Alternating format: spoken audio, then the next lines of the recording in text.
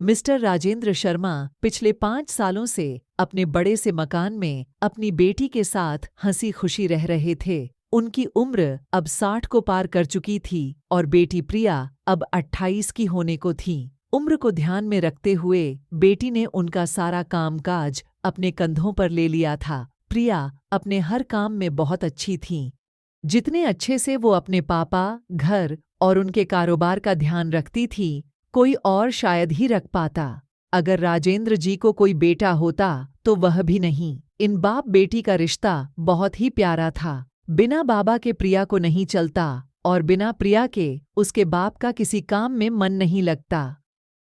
कभी कभी ऐसा लगता जैसे राजेंद्र जी प्रिया के बाप नहीं, उसके बेटे हैं। प्रिया की हरकतें ही कुछ ऐसी थीं। बाबा को सुबह जल्दी उठकर जबरदस्ती वॉकिंग के लिए भेजना हो या छोटे बच्चों को जैसे दवाइयाँ पिलाते हैं वैसे ही पापा की दवाइयाँ उन्हें खिलानी हो। प्रिया का बर्ताव अपने बाबा के साथ बिल्कुल वैसे ही था जैसे किसी माँ का अपने बच्चे के साथ होता है। प्रिया के बाबा भी कुछ कम नहीं थे। जब जब प्रिया उन्हें दवाई खाने के लिए देती तो आधी दवाई खाते और आधी छुपा लेते, लेकिन प्रिया के नज़रों से बच नहीं पाते। फिर वह उनके सामने खड़ी होकर सारी दवाई उन्हें जबरदस्ती खिलाती।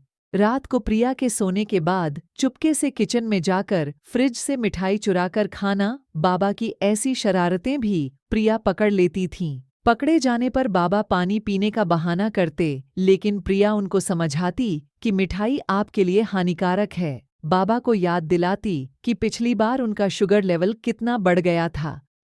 अपने ही घर में अब मैं मिठाई भी नहीं खा सकता। बड़बड़ाते हुए, नाराज होने की एक्टिंग करते हुए बाबा किचन से चले जाते। फिर प्रिया उन्हें मनाने के लिए एक मिठाई का टुकड़ा पापा के पास लेकर जाती और फिर वो दोनों उसे आधा आधा बांटकर खाते। दोनों के चेहरे पर बड़ी स्माइल आ जाती। बस ऐसे ही दोनों की जिंदगी हंसी खुशी कट रही थी। उनका घर बहुत बड़ा था, उसमें कई कमरे थे, इसलिए उन्होंने सोचा कि एक किराएदार रख लिया जाए। पैसों के लिए नहीं, लेकिन प्रिया के ऑफिस जाने के बाद अकेले रह रहे राजेंद्र जी को थोड़ा सा ही सही किसी का साथ मिल जाए, इसलिए जल्दी ही एक किराएदार फाइनल हो गया। उनका नाम अमर सिंह था। उम्र उनकी 50-51 की होगी। एग्रीमेंट पेपर बनाने के दौरान पहली बार वह राजेंद्र जी और प्रिया से मिले। उन्हें दोनों से मिलकर काफी अच्छा लगा और अब अमर सिंह अपनी बीवी के साथ राजेंद्र जी के घर पर किराएदार के तौर पर रहने लगे।